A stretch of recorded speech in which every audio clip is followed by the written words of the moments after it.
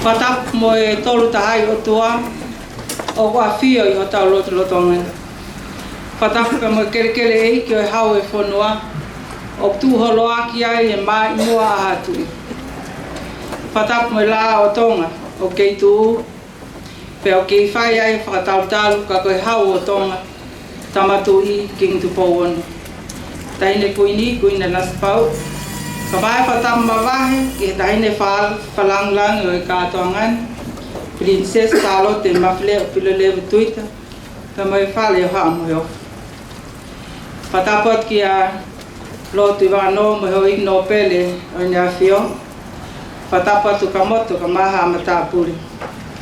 Patapot ki hoi minister o kabineti. Pepe ki ambassador siapani kamai ka talafika ulahi. O ngai pre angamuri o faak fatongia I tongan.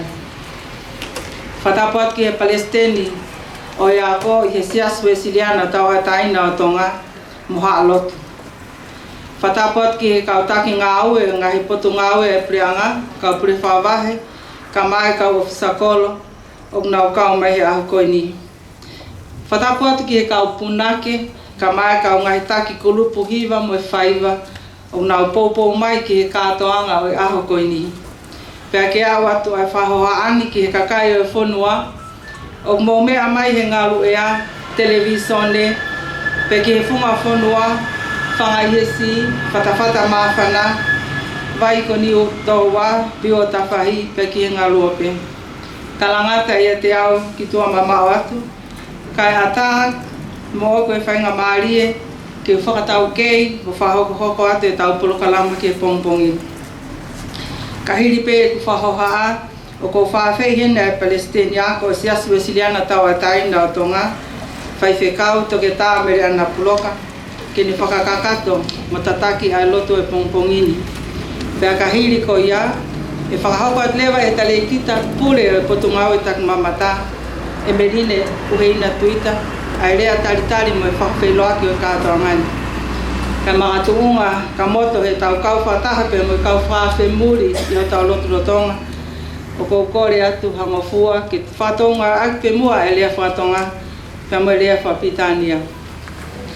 May I acknowledge the presence of the Almighty God in our midst and to our guest of honor, Your Royal Highness, Princess Charlotte Maflea Piloleve Tuita, nobles of the Ram, honorable cabinet ministers, members of parliament, members of the diplomatic corps, members of the clergy, distinguished guests, ladies and gentlemen. I may now invite the President of the Education System, Free Wesleyan Church, Reverend Toketa Melana Puloka, to lead us in the opening prayer. And after that, may I also invite the Chief Executive Officer of the Ministry of Tourism, Ebeline Uheina Tuita, to deliver the welcoming speech. Let us look to the Lord in our continuing celebration of our Cultural Week in Tonga.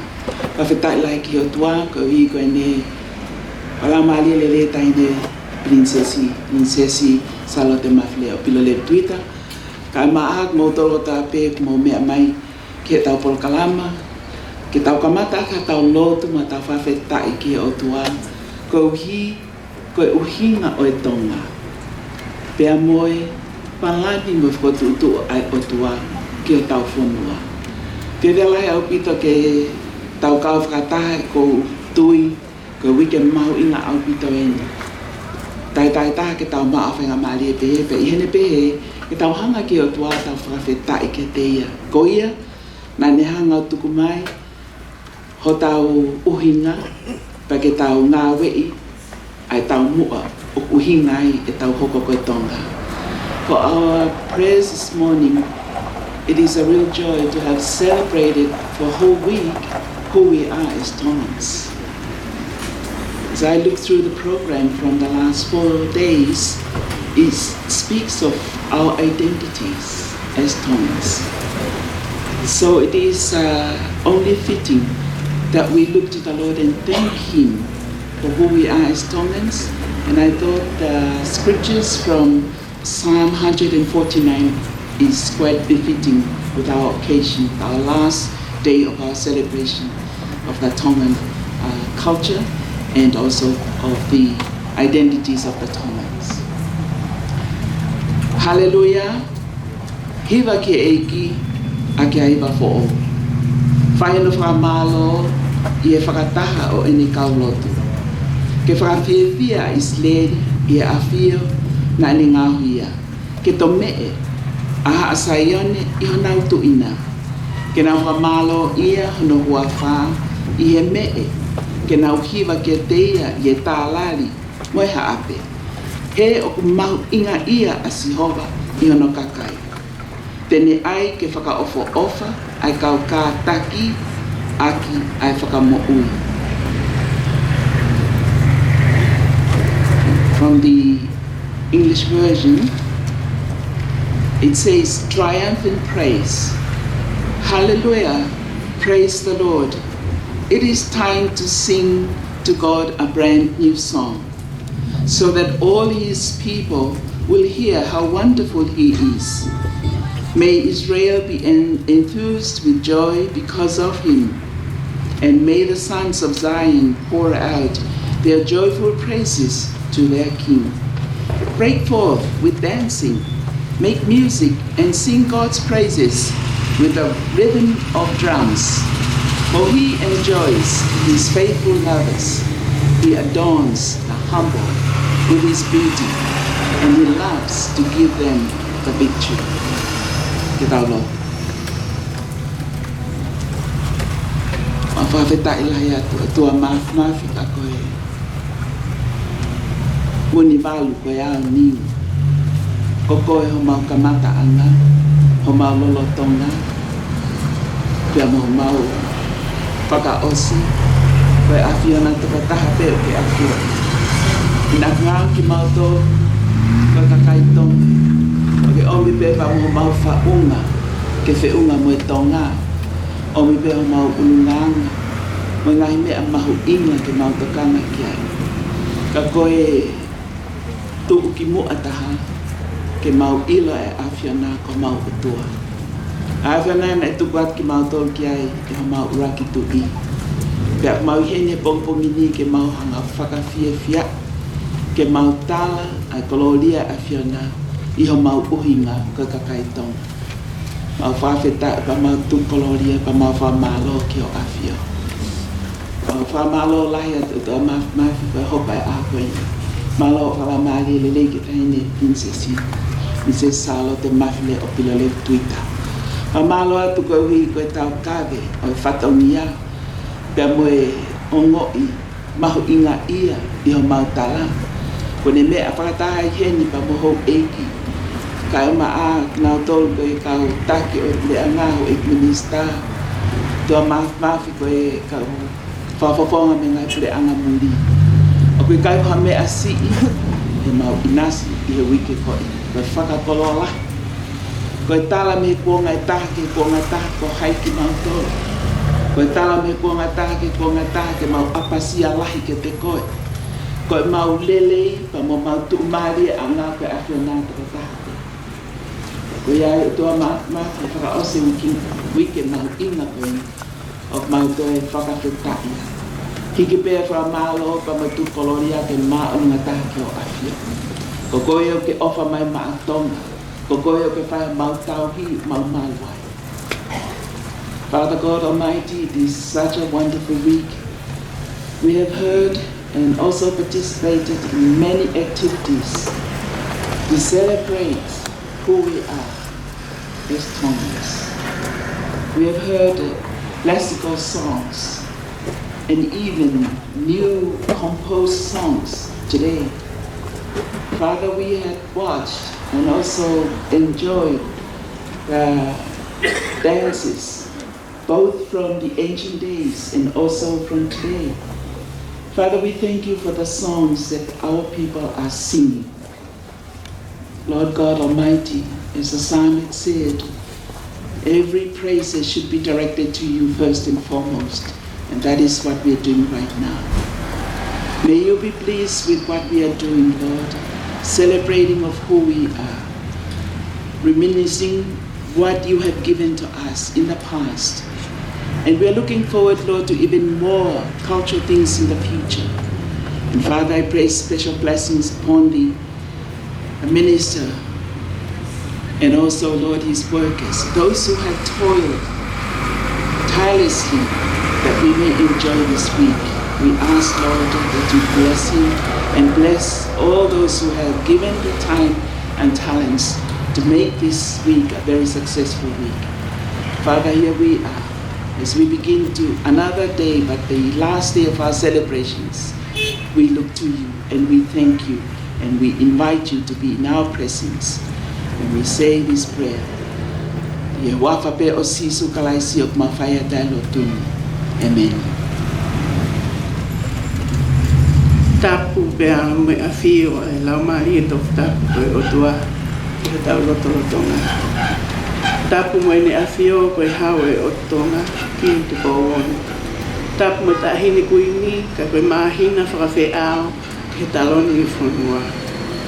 Whakatapu atu mo tahini princess pule ko whakawhi whakalangilangi o ahko e princess i salote ma fleo pilo lewu tuita. Tapu pia moha maafu. Pia oku o whakatulo ki he ongo kauhala tupu a. Lo tui wakano mo ho eiki o kumia. Tapu pia mo e ampastoa si apani ki tonga. Pia mo e kau whakafofonga whakadiplome e tiki kotoa. Whakatapu atu ki he sea leo leo e whare area o tonga. Lo tui la kepa pia mo e ho eiki o e whare eiki. Whakatapu atu ki he eik paremia ne ongo ku kai kei hen. Pea o ona foke taki ama o e aho. Kai uma a ai ka o fohe loloto o e pure angatonga. Whatulo atu. Pea mo Reverend Dr. Mele Ana Puloka. Pea mo e hata kiloto. Pea pui pui ange mua he. Mo ngahi tu unga o ku fio i he pongpong whakakoloani. Ka hufanga i he fuka o ku kei viringia. Pea ke uhau atu mua, ke uto'o ai whatongiani i he pongpongini mo hono o wau koula. Ko tolongo fulu tau e maa i mua, pea ko a ala ai e manatu ke he kua hirina. Wisa e lang mamao ai wha i kua ngā, mo e kau hai o niponi i he kalatua. Ke tanu sia ha ala folau whakafonua, ke pae taku mai, kai i he mā opo o i civilise. Ai tala tuku whakaholo mo i anga whakafonua. Ke whakalekesi, pia kawala ai me he tō tangata, ke tō tangata, e koloa tupu a ko ia ai whonua. Ta ahine, ko hai au ke a aua e ahoni, ko fotu he kilukilua. Pia ko hai au, ke ulau ai kupenga ilo e ane afi, ne ka apasa mai aki e Hotel Society.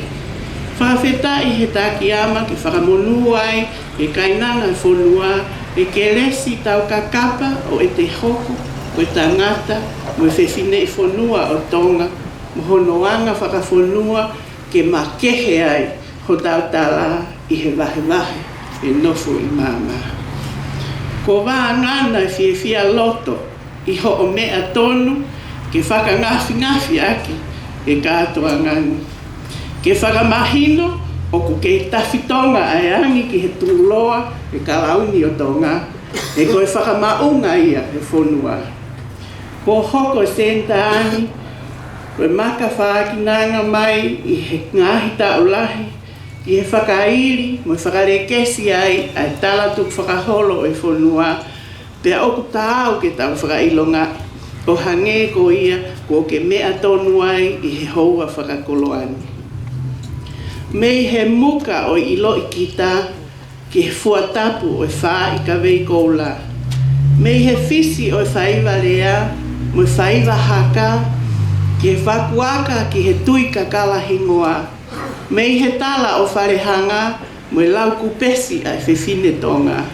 Pea ilo ai e ngahi ngawha mo e tauhi wā, ke oua na ahui pe lau aia, kai kei tolonga, pea tupu-tupua, o hange koe whatufungani ni whakotuu ai e senta whakawhonua.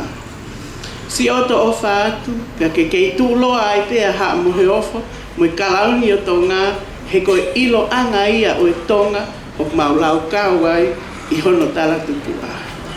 Ofa ke I he feituuna ai lau maarie o tala kātoanga o aho, a eni o kulave maarie ai, I ho mauloto tuangi, kai tau te fito, ki he waa o anga whakafonua, da moi tuku whakaholo, a eni ko nau kai lao mai I tere ka ngā he kua ato, I koloa ia I he tau taimbo oni, ai kua hilina.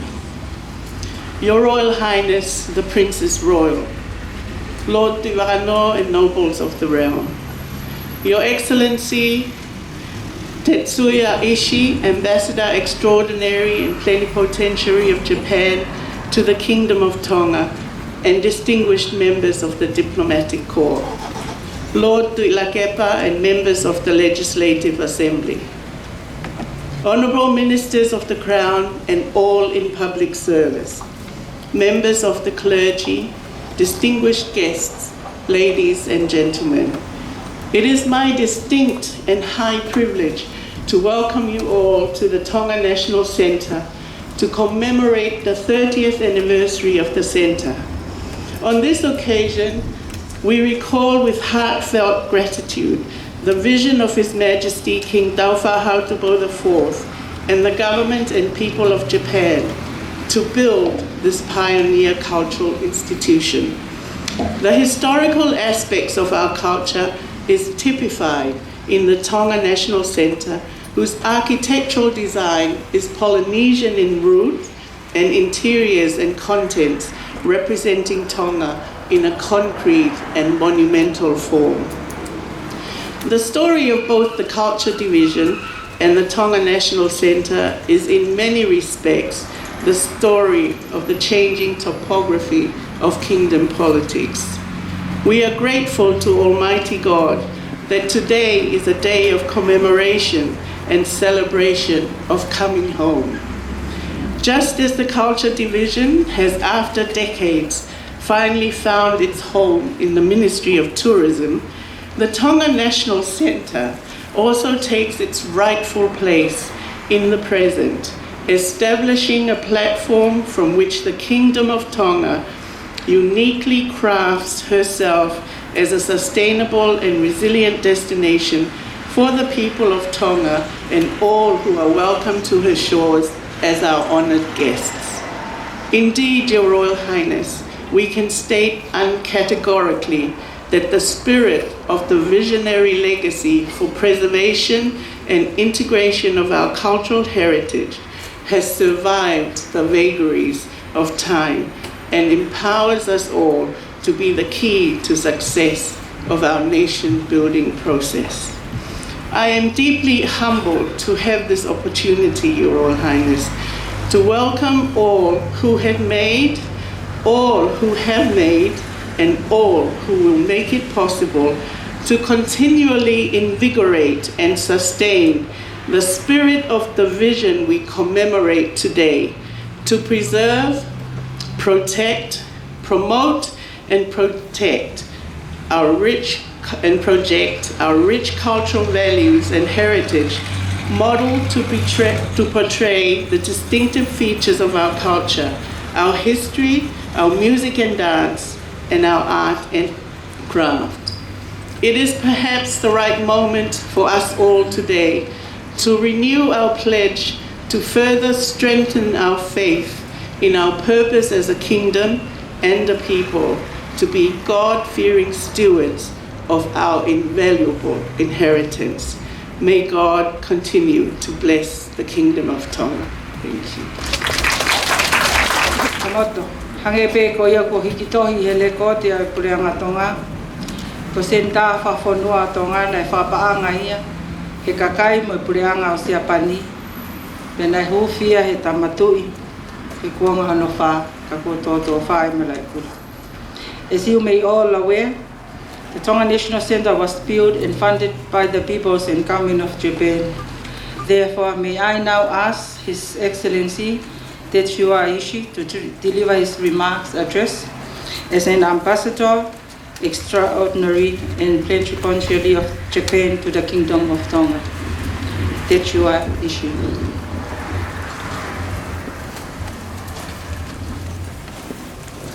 Your Royal Highness, the Princess Royal, Princess Pirolevu Tuita,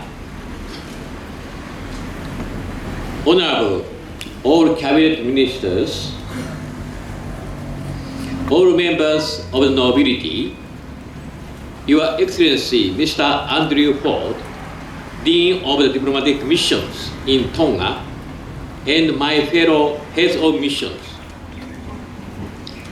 Mrs. Emelina Tuita, CEO of the Ministry of Tourism, and all government officials, Reverend Dr. Marianne Kuroka, and all church leaders, Mr. Shinji Yoshiura, resident representative of JICA in Tonga, and all representatives of international organizations, representatives of non-government organizations and the private sector, distinguished guests, ladies and gentlemen.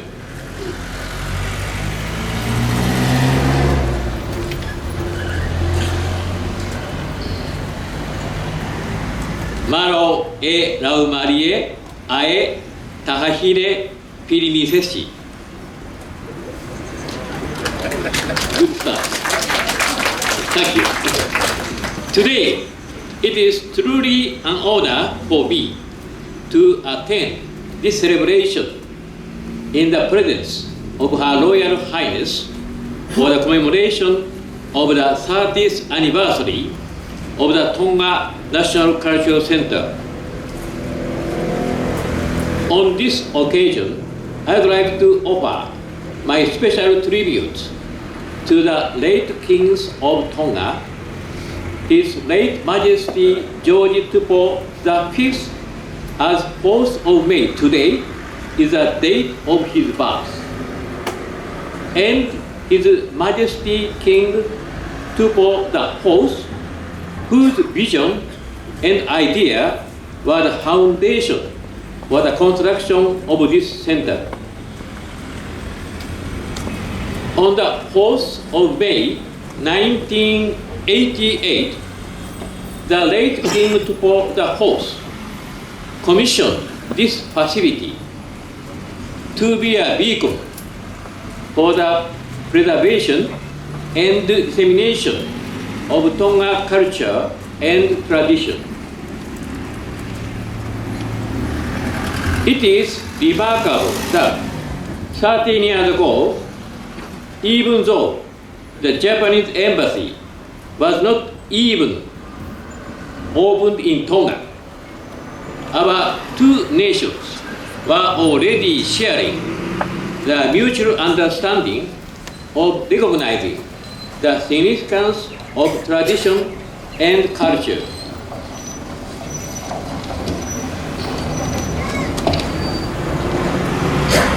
In preparation for today's speech, one of my staff in the embassy talked with some people who knew the history of this cultural center, and she went to the USP library to read old newspapers and found an impressive story about the late King Tupou IV's initiative.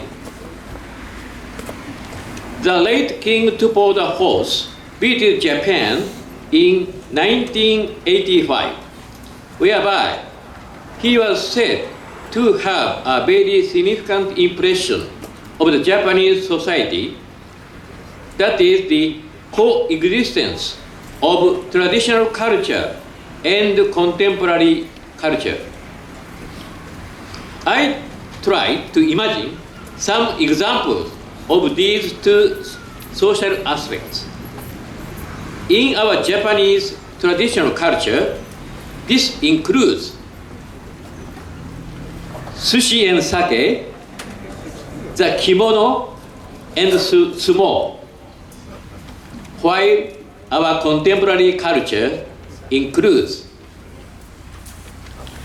animations, karaoke, vehicles, and robots. Upon his return to Tonga, the late King Tupou the Fourth also noticed that the influence of globalization was quickly affecting the behavior of young people and Tongan traditions. Based upon such experiences and his aspiration to encourage the preservation of Tongan customary practices, he headed the proceedings on the proposal to the government of Japan to fund a center with three main purposes. Firstly, to correct and preserve Tongan customary practices, cultural performances, and traditional arts and handcrafts. Secondly, to provide a place for exhibiting, maintaining, and demonstrating those priceless parts of Tongan life, and for training craft persons. Thirdly, to showcase an accurate and favorable image of Tonga, both domestically and internationally. The people and the government of Japan accepted the proposal in 1986 in recognition of characteristics that embody Tongan history and tradition. Today, 30 years from those days, we now gather to celebrate His late Majesty's far-sighted ideas, which were the driving force for the construction of this Tonga National Cultural Center. On the day of this center's commissioning, His late Majesty Tupou the Fourth was reported to have said that this center is a very valuable assistance from Japan, and this project is a delight for the government and people of Japan, because it is a country that values the preservation of their culture. And he was also reported to have said that the center reveals the greatness of Japan's assistance because the buildings are built in the shape of traditional Tongan houses, Whare Tonga, but using modern materials. In this regard, the National Cultural Center stands as a visible symbol of the coexistence of Tongan traditions and present-day innovations.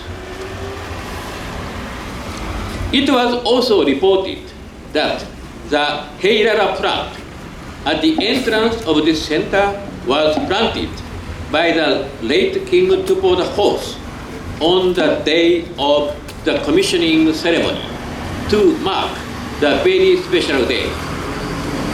I believe that just as the cherry blossoms represent Japan's love for its culture and traditions, so does the Heirara plant symbolize Tonga's love for their customs. While we celebrate the 30th anniversary of this center here in Tonga, and if we look around the world, we can say that there is a global trend to preserve and disseminate traditional culture. It is my hope that this cultural center will be used well in the years to come. Another 13 years from now, others will stand in front of the complex. Perhaps your sons and daughters who will again marvel at the visions of His Majesty, the late King Tupou the Fourth.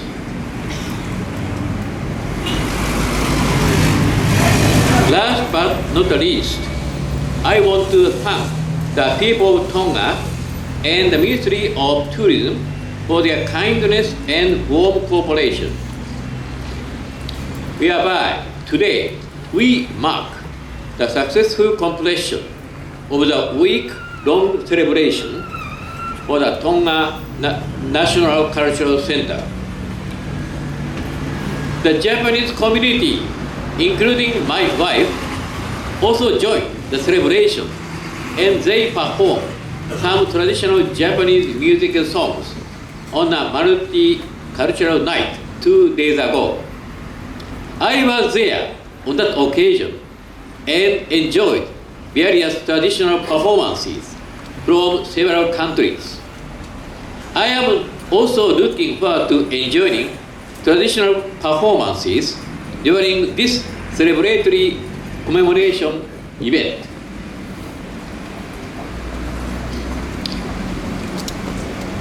I am certain that the center, among other assistants from the people and government Japan, such as the Biola Hospital on the opposite side, will remain for many years as a friendly reminder of our mutual respect and close cooperation.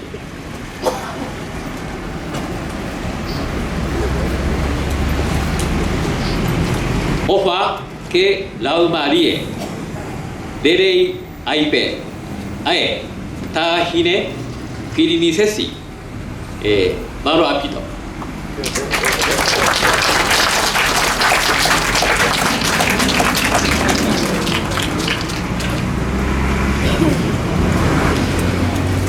Kamoto.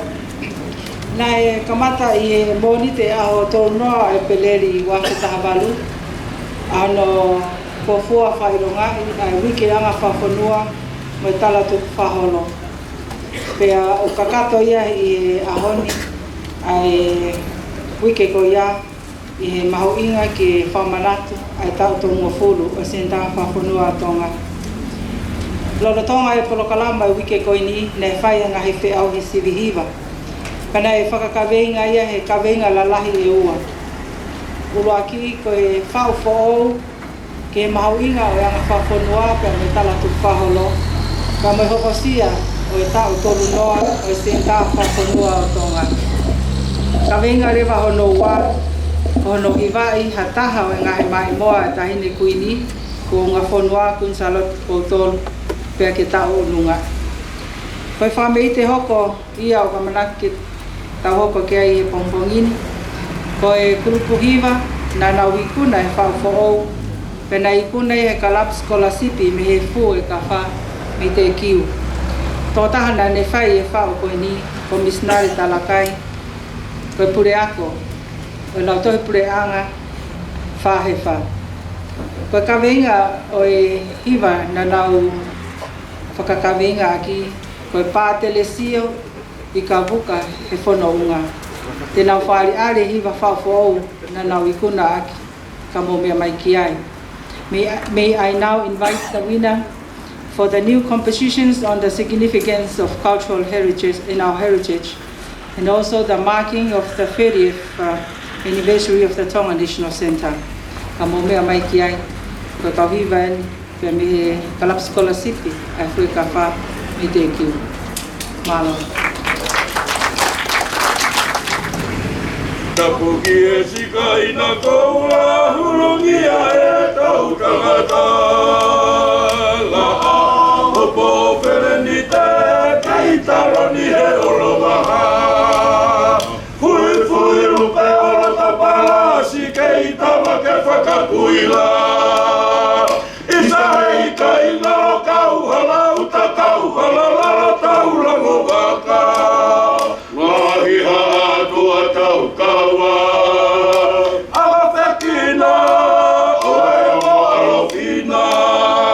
Ongo orive, mo tanga hata tofia.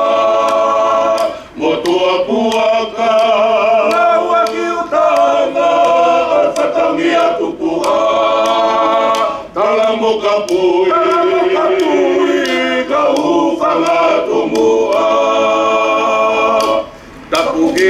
kai na koura hulungi a e tau tangata ala hopo fereni te kei talani e oroaha Moe koe rupe ala tapala si kei tawa ke whakakuila Isa hei kai ngalo tau ala uta tau ala lalo tau lalo waka Ngai a atua tau kawa Ala whekina Oe amo alo fina Omo orive Atua Mo tangata tofia Mo tua puaka Laua ki utanga Oe whatangi atu pua Kalamo kapui Kau whangatumua Kei tu petonga Horo whangaua Taro maui matua hamonga O tulangi o muha Usia mo mai popua Motoa Kotona wakawa Haveru lai liu kutalu Fualu Repa komananga Koga whakinanga Ia whanga Ia kilu amo anga Kamoi fua Kumete koura luka lupe Kutona kakala Hau ka whai E whai ka mei koura Kei tō petonga Oro maua Taro maui motua hamonga O tulangi o muha O tusia ko mai popua Motoa Kotona kawa Haveru lai liu tutaru Fuaru Repa komananga Mga whakinanga Whanga Ai e kilu amo anga Oi fua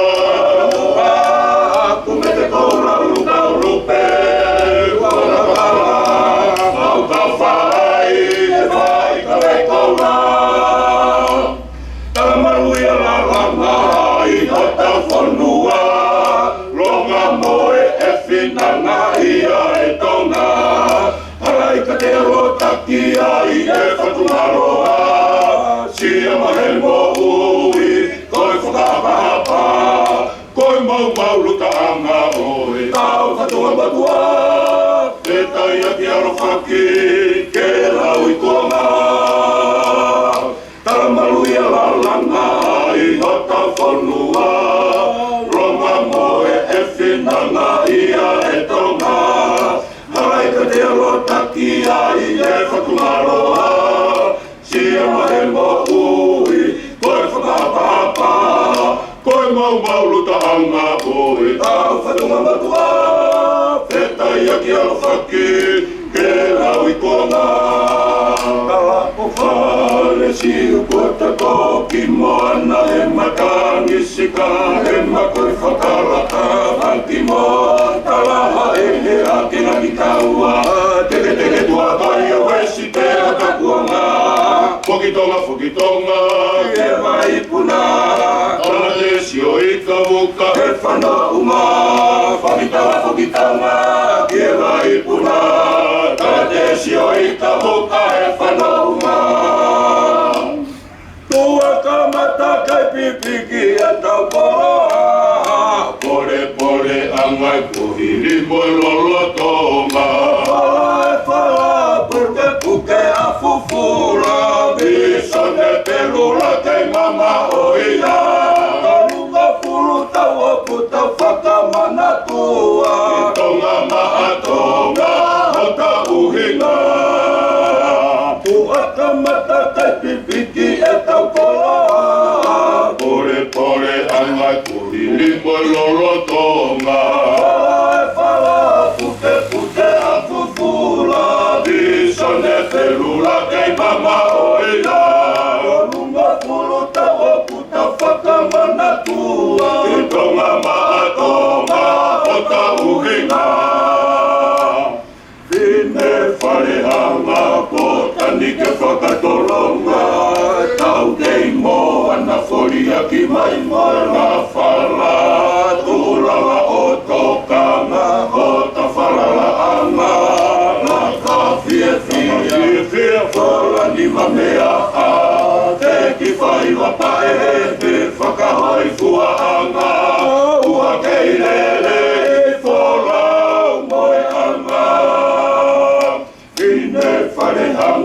fōtani ke whakatolonga. Tau kei mō ana whoria ki mai mai la whala. Tūrawa o tōkanga o ta whanalaanga. La ka fie fie ke whala ni mamea a. Te ki whai wapai e whakahoi fuaanga. Ua kei lele i whola o moe anga. La kauwha me la mawaka te ma whakawaka tapu makita o wala. Rea e na whele o tatuunga. Ange hapere hake moe fue ka wha. Kai meri e he tuu whanua. Whangai whanatura. E kokai hala whaki e whatua whanua. La kauwha me la mawaka te ma whakawaka tapu makita o wala. Rea e na whele o tatuunga. Ange hapere hake moe fue ka wha. Kai meri e he tuu whanua. Whangai whanatura. E kokai hala whaki e whatua whanua. Tawa o whare siu kota ko ki moana he matangi sika. He makoi whakalaka paki mo. Talaha e lea ke ngaki taua. Teke tua koi e wesi te o takuonga. Fukitonga, ke waipuna. Tala te sio i kauka e whanounga. Fukitonga, ke waipuna. Tala te sio i kauka e whanounga. Whare siu koe te kauki moana he matangi sika. He makoi whakalaka paki mo. Talaha e lea ke ngaki taua. Teke tua kai e wesi te o takuonga. Fukitonga, ke waipuna. Tala te sio i kauka e whanounga. Fukitonga, ke waipuna. Tala te sio i kauka e whanounga.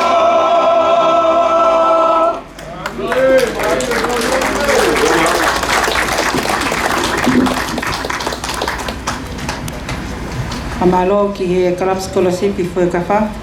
I he whamaite o e pompongi kamoto.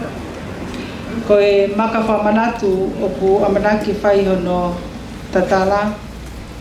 O ku whotu o ia i he huanga whakatohema i he matapātapu e apini. Pea o ku tū whakataha ia, pea mo e fuhe i lalang. Ai hena e moa whakaola. E tamatu i he ahawhao me tahiwa waruaru. Nei whai pēo no whainonga aki. Ai ahu nei hūwhia e sendani he ahawhao me tahiwa waruaru. Ka mōni e tala. Koe kuonga e ne whiriuri waki o ea. Pēku hange ia koe pūri koe ai motu ko late iki. O pehea e pūri. Ai uraki maka nai whotu he apini. Ka koe momenit whakolo aini. O tau tatali ki ai. Pea ko whai ai kore pe matamuani. Ke awhi tau lalo. Nai ne princesa rat mawlepilo lewtut. Ka ke mua. Ke tatala e maka whamanatu. E hokosia. O tau tolu noa sin tā whawhonua tonga. The plaque that we are about to unveil, it's located next to the Heilala tree at the Sacred Gate. That was planted next door to the Heilala tree that was planted by His late Majesty, King Tafao Tufo IV, on the day that the National Center was commissioning. Now I may kindly invite Your Royal Highness to unveil the plaque.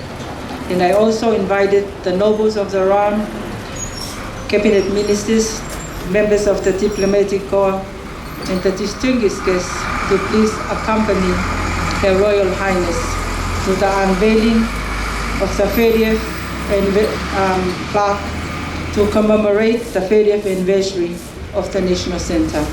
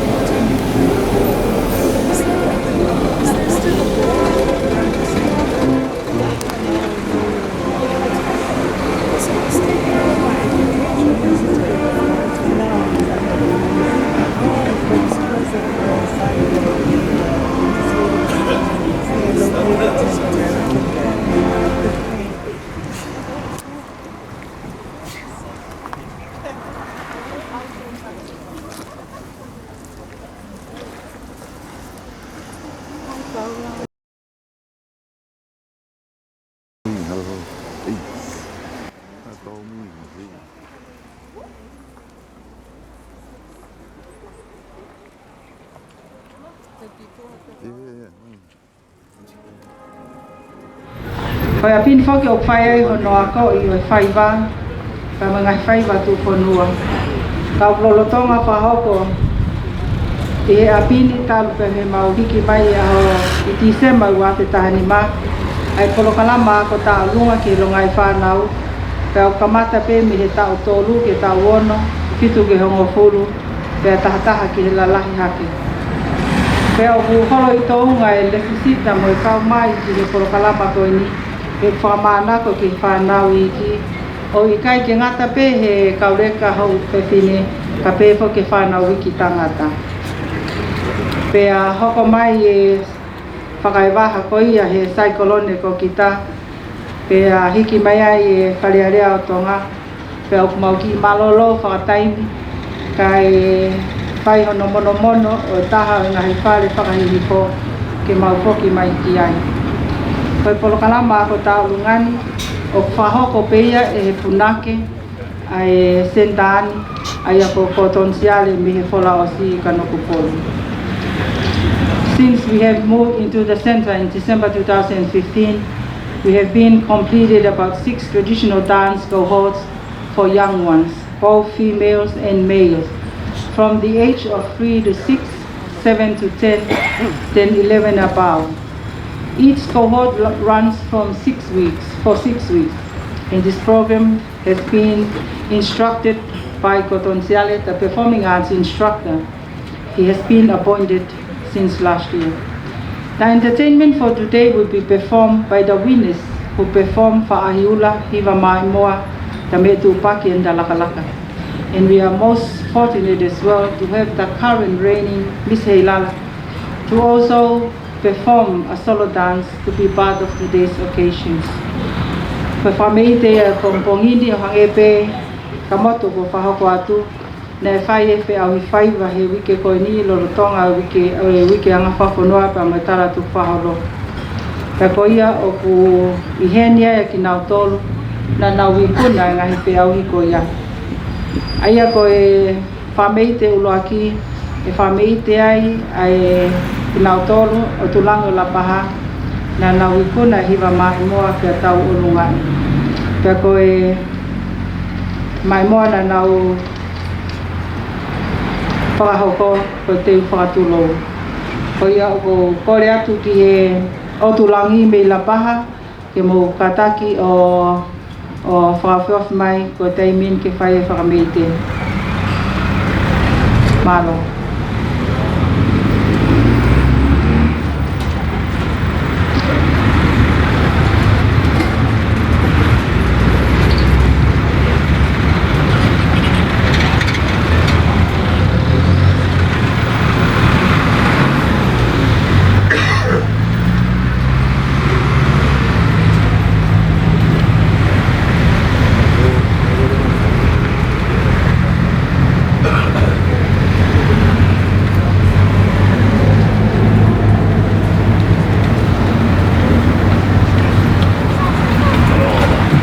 Kore peke tau paspasi i kau whaiwa me o langi i whakawhai ngā māri e te pono ngā ka mai wanga ki tōngtoni mālo. Ato, puro.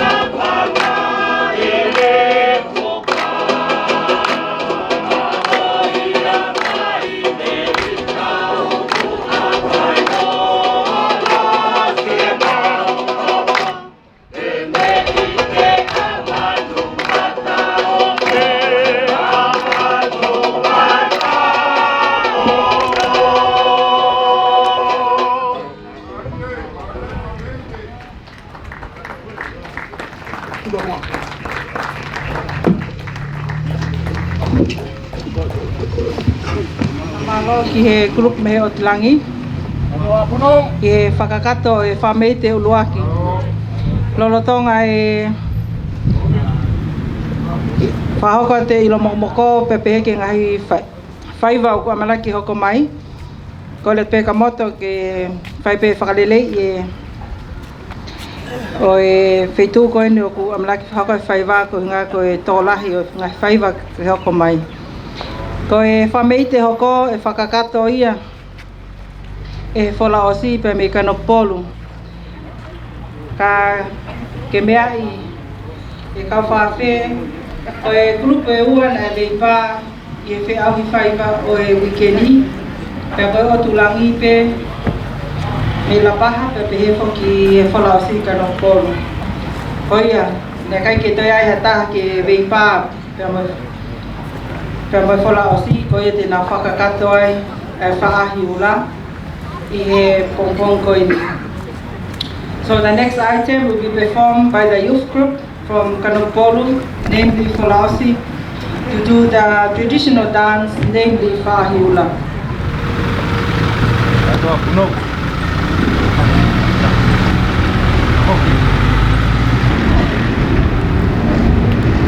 Yes,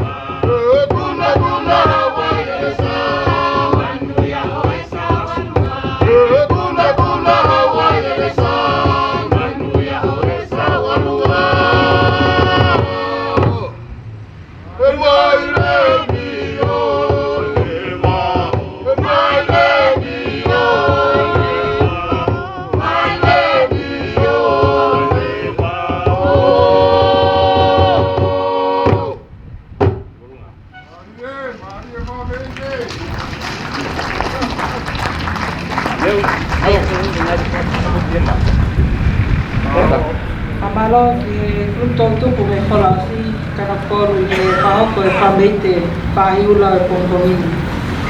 Kamoto honge pe koe nā whahoha ki ai koe katoa e ngahi whaiwatu whanua e tolu o ka manake whaari ari he pongomini koe ngahi whaiwa kotoa iena e whai kia e whi auhi i he wike koe ni. Pea ko nau tolu na nau ikuna ia koe au na whai whameite e pongomini. Koe whaiwa me tūpaki me he o tulangi o Lapaha te nau whakakato ia pa ko nau tolu na nau ikuna ai whaiwa koe ni.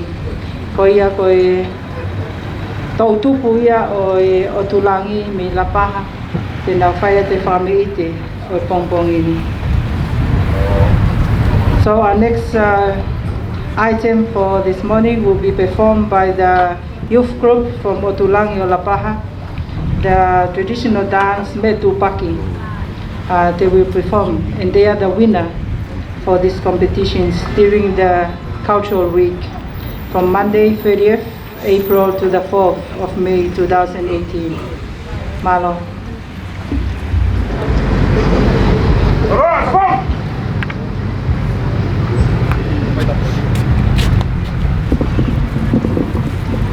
Manuel, go, look up.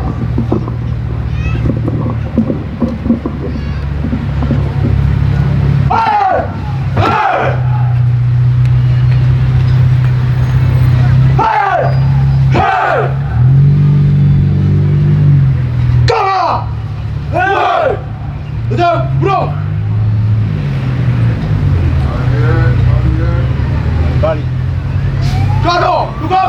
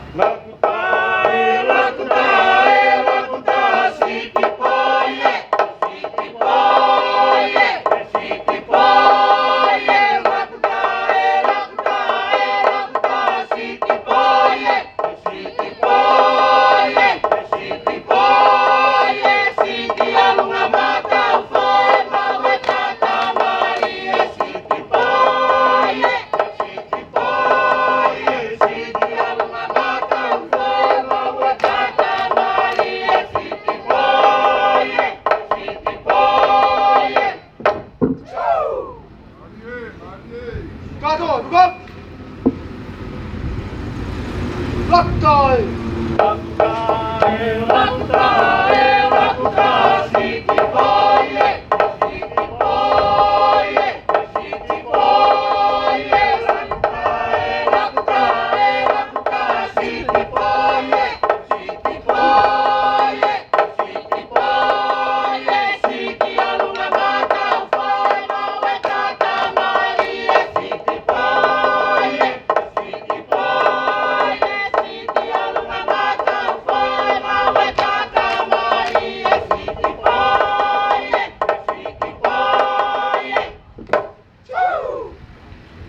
Kato, tukak. Oh, taputea.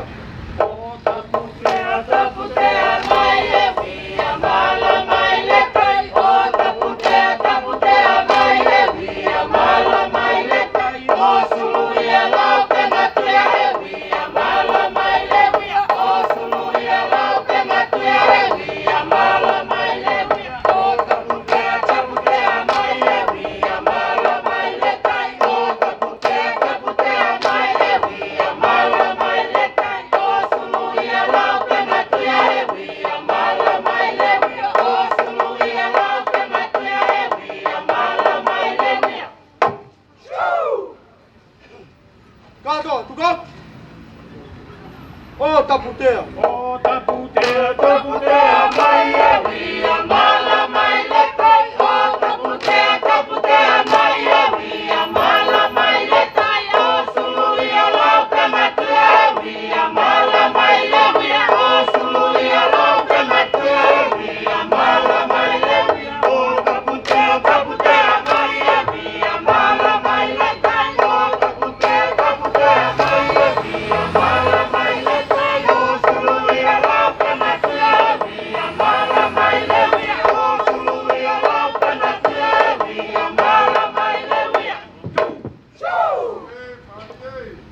Kato, tukak. Oh, ngalutai.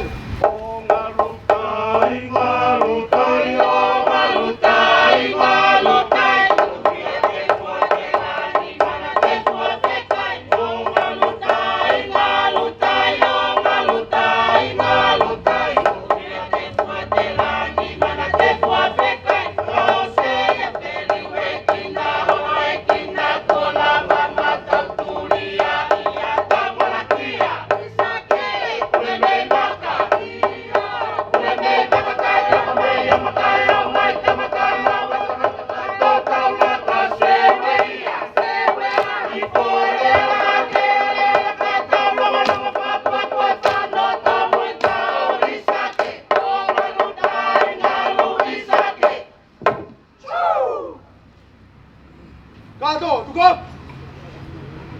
Oh, ngalutai.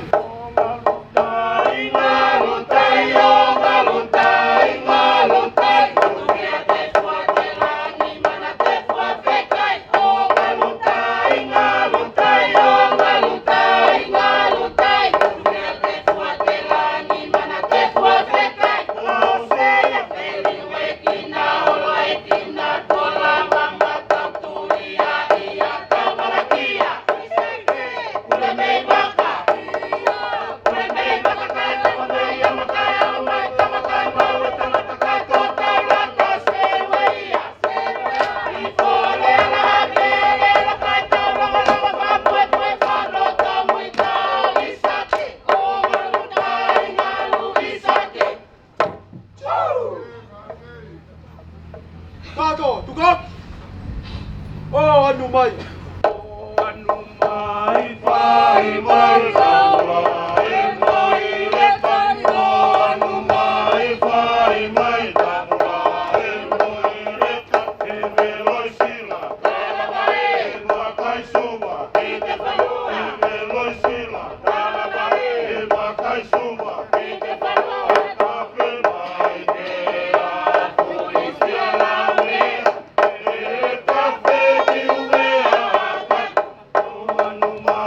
Bye.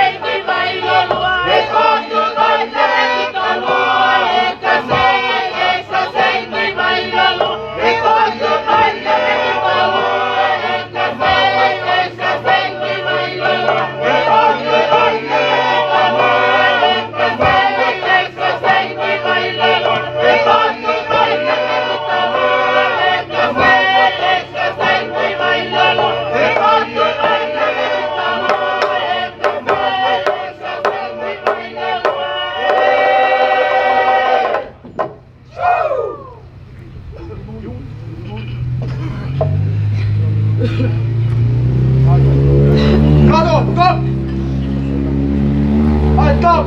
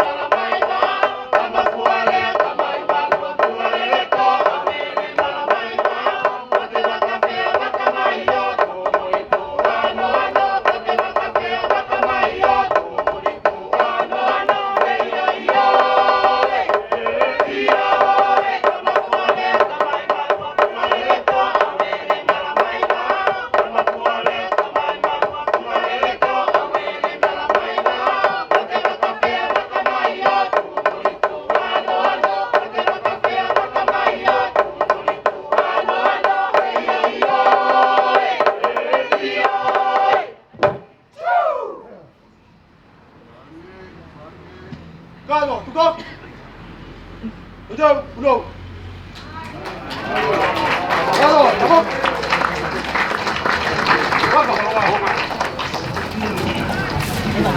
Whamalo ki he grupo tupu koia me he otulangi o Lapaha. I ono whakakato o e me tūpaki.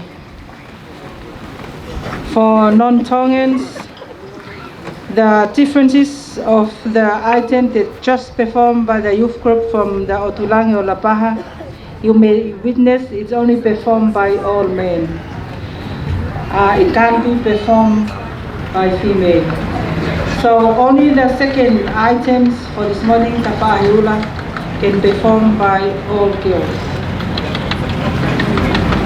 E kamoto ko e hopatoen e tau whameite o e pongpongini o tau lawe monu hei heni ai mise lala lolotonga ko ia wa awhi taha fitu taha walu o whiri a kawa na e toki patongia i e potungawe taki mamata i e wike kosi ke ne whai ha whameite ke te tautolu i e pongpongini.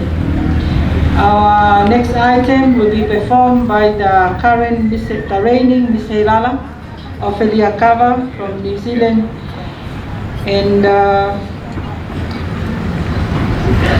items, the song that he's going to perform is Yangi Matangi. So we will now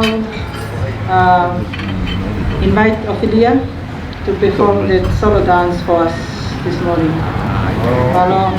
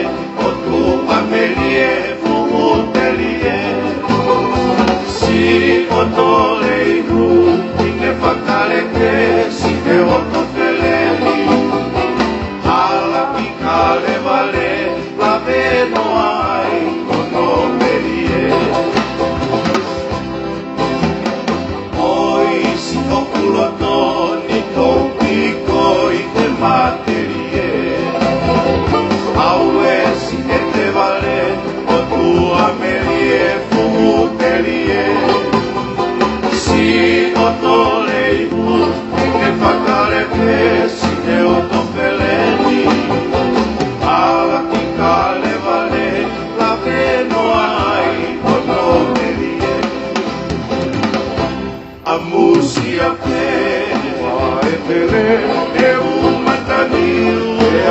vevele kai hane Alu pe kai kotone O kutaua kuya tangitan O pinani o nita wikuonga Eta e nata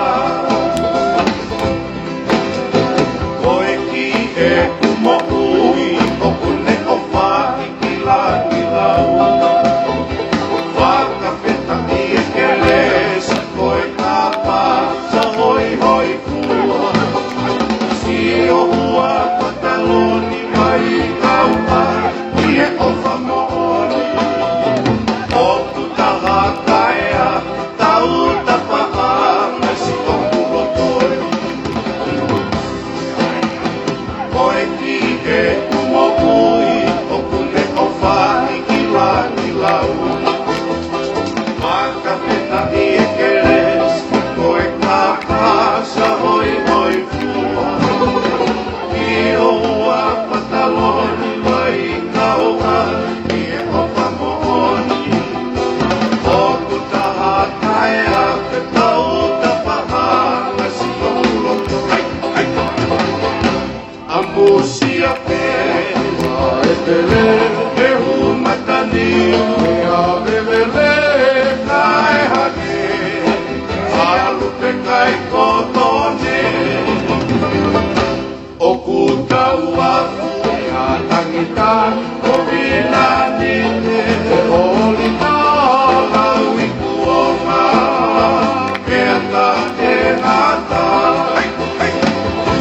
A musia pe e pele e humatani E a vevele kai hake Alu pe kai kotone O kutaua kuya tangitan O vinani e o lita lau ikuonga Keta e nata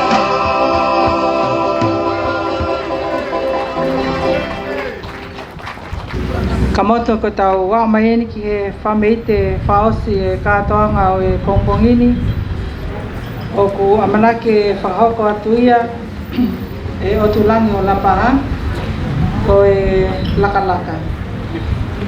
Ko e taha whoki eni o e ngahi whaiva tu whanua a tonga o hiki tohi ia o kau i he lisi ai kureanga whatataha pe ko e UNESCO Pea kotau ilo ai whai piri o te I ngai whetu keke o mamani o ia o ne Te awe ai ki ka hola uta ki o nangi ki na whakakato ai Whameite o e whiawhine i Lakalaka Koe mahi moa ai tahine ko ngā whanua koe taka whalu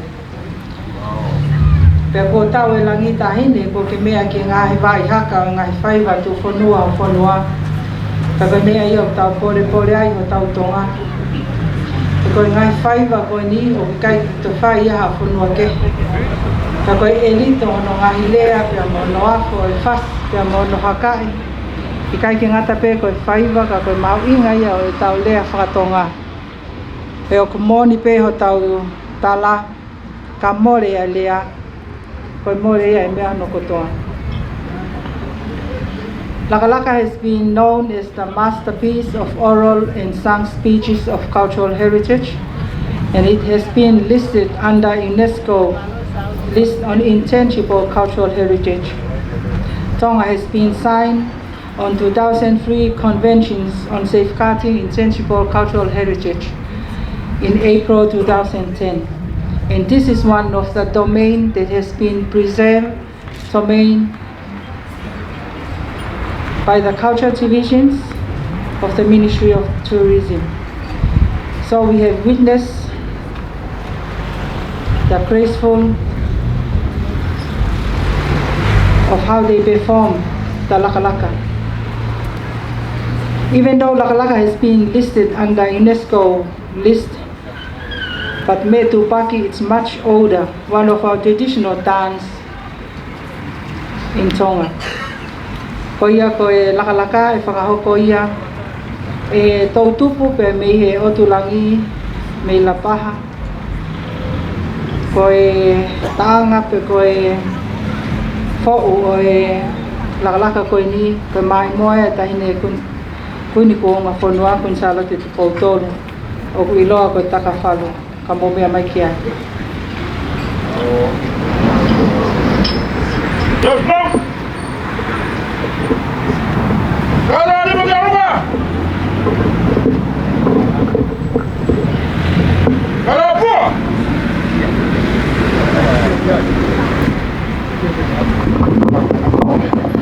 Kada, kada. Boa. De pagatolo mata kapalo.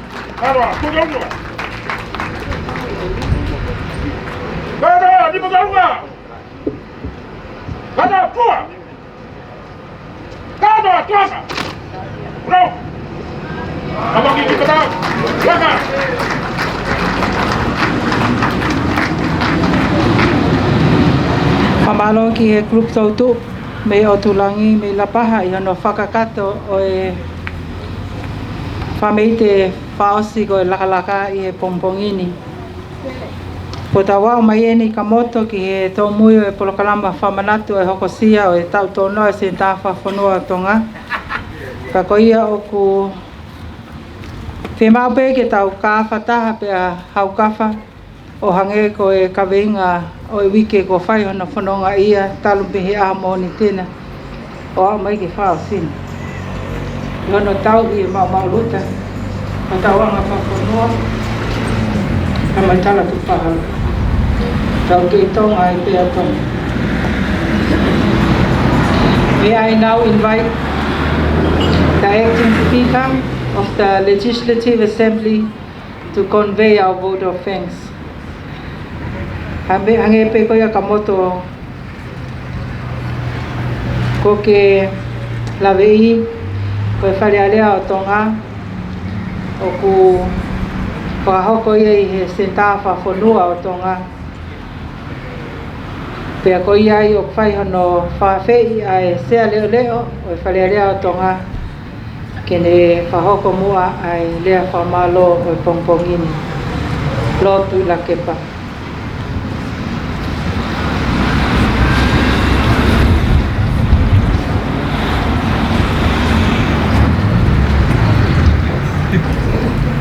Tapa ke hawhia e atua o tau Rotolotonga.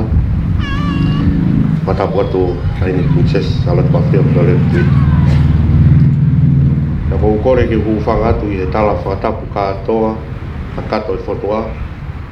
Ko kamataki ai polo kalama mahu ingani, e hokosia, ai hongo futau o senta whawhanua o tonga. Tau whakawhitai ke tai hapai e te whakahoko ai polo kalamani. Neo nei whai hono whotutu e tangata. A koe o tua mawhi na ne whai hono whakahoko. Kai ne Princess Charlotte Mawhia no le putui. Mau whiesia mo haka he langi ko tau.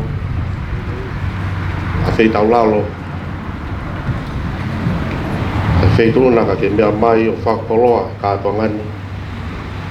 E mau whatawange ki e tua mafi.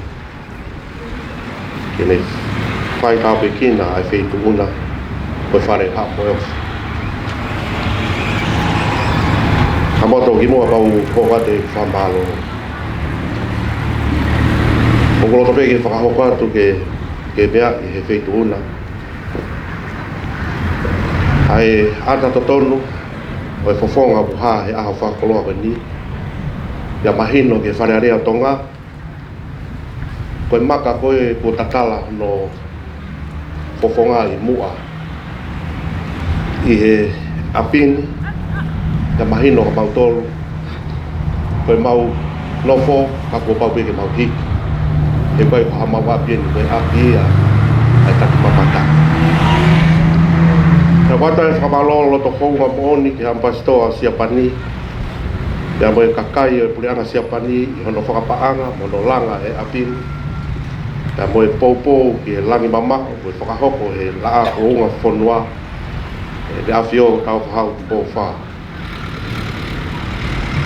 Whamalo atu whoki ki he kaui ke whonua i he poupou whai ke puke pauinga e anga whawhonua. Ia moe tala tu whakaholo i ho tau whonuan. O watu e whoke e whakamalo ki he taki o haangata. Ano kamata i a polo kalama e wike anga whakawhonua i e uhinga e ako ai hako e tōtupo e whonua. Whamalo atu whoke e hoi ki minista kabineti. Kau whadamuk tau tolu. Whamalo ke whaifkau toki tā pedana puloka. Pe whoki ki haa lotu, e umo mataha ki e mauinga e aho. Whamalo atu whoki ke kautare ki ta aku, au pure aku. E whanau kotoa, ke mō lama mai e wikeni. Ke mō mamata tonu, ai ngai o wau o paluni. Ka ke tohi ki ho maulo tō, ai moe manatu. Ka ke hoko atu no tala noa i e tō tangata. Hoko mai. O pato e whamalo loto hounga moni e kau punake. Kau hiwa. Ngai kuluk tau tupu me o tulangi.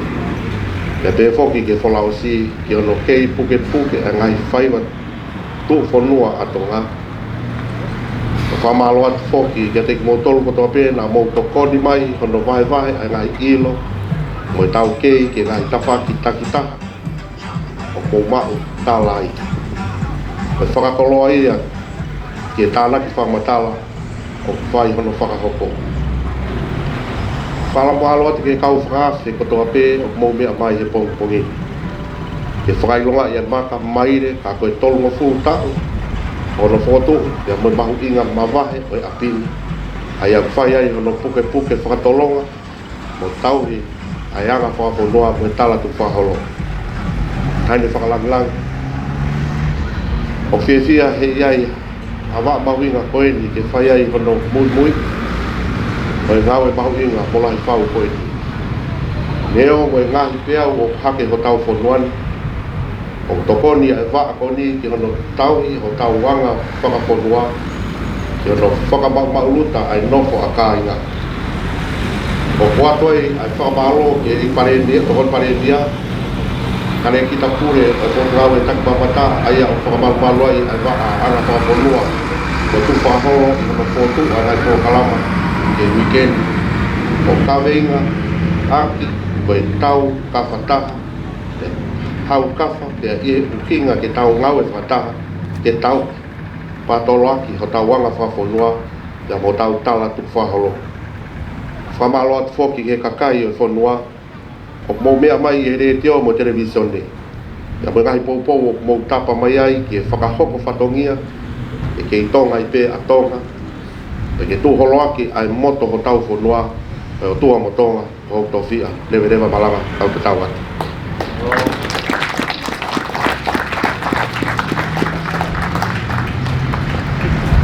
Whamalo ki he sea leo leo e whalea lea. Lo tu la kepa he whakakato e lea whamalo e Pompongini. Tawa mai eni ki he tau mui e tau programa pa ko whi whawhi ia e Palestine ako. Ki sea Svesiliana tawa taina o tonga. Whai kau to ke tā Meliana Puloka ke ne whakakato ai lotu o e Pompongini pia kahiri ko ia. Ke whahoko e whaswhakonua mano. Tau lotu. Ma whakatawangi pēhe o tua mafi.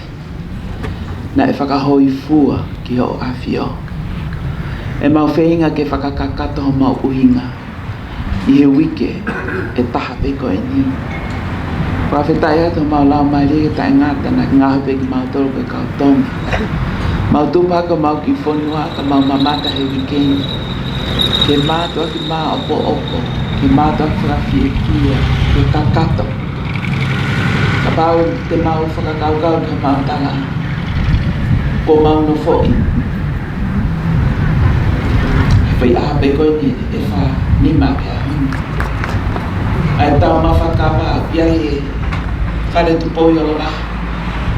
Pau iai pe pa mo he apa apa. Iai pe pa mo he kina tolu ko ke ui, ke hoko koe ho eki, ka mai hamata puli. Pe po mau whai hono ngai whai mono ngai hiwa. Pe tā koe uhinga tonga, ke whakahoi fua ki ho awhio. Ma whanga ho mau loto he whau polokalama. E minister, o taki mamata pa me anga whakawhonua. Ai tare kita ka maa ka o ngā ue. Mau fia he whakatoka ngai. Ai koloa mahu inga o mau whonua. Ke mau wako, ke mau whakatau ngai. Ko mau tolu ko kau whakahoi fua. Iai pe ngai whonua, iai nau ngai.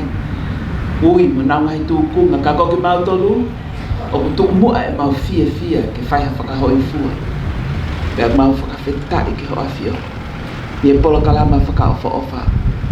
O i wike koe ni tāpo aki pa whamanu ia. Ai tahine princesi me whare tupo. Ka maa ki nau tolu koe hou eike whanuai. Angi nau tolu ko ui ke nau hoko koe kau whakafofonga o e whanuani i e mau whare alea. E tua mafi ka koki nau tolu nau whakahoko ngā we mau whakawhetai atu. Masi ka kai ko toa pe ko takua he hoa ko e nini nau lawe mai mau whakawhetai atu. O tua mafi tuku peke mahino ke tonga mau uhi ngā. He kai ka kato ia ka pahi ka tiki kawai. Ka whakakau ai tonga. Ke huhu ma o pepe koe ha ai whina ngalo o tuake ne mo ui. Hange koe kawinga mahu inga o mau whanonga ia. O kutala mai ke mau kafa taha pe hau kafa.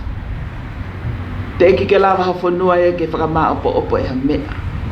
E ha tangata pe ko hato e mea. Koe hau kafa, koe lau maari e maa ni oni pe a whia ni hati ni lawa. Mau tuku mo te kaki atu ngā ue ma onga onga. Whakawhie whia. Hoko koe mata i koloa, ai tō tupu a ngai a pia ko. I e ako lahi ko whaia. Uike koe ni, mau whakawhetai mo mau whamalo tāpe kina tahini. Tene prinsesi ka maa whare tupo. O mau tolko tāpe kua mau inasi he kātonga. Lord God Almighty, we rejoice together with those who are representing the other governments who are supporting us in Tonga. They have their own cultures and they have their expressions. But we do appreciate that their time in Tonga has given us other insights to other things and other cultures. And Lord, we ask that you bless us together. As this week goes by, we do remember our identities as Tongans, but at the same time, we are called to link with others and celebrate life together. Tako kire sa iki pa mo ofalahe o tua ke tamai ka mo fio ke la male maneni. Tuku mo aya pa mo tane prinsesi mau tol mo tape o mo anahi. Pai ko la ko. Amen.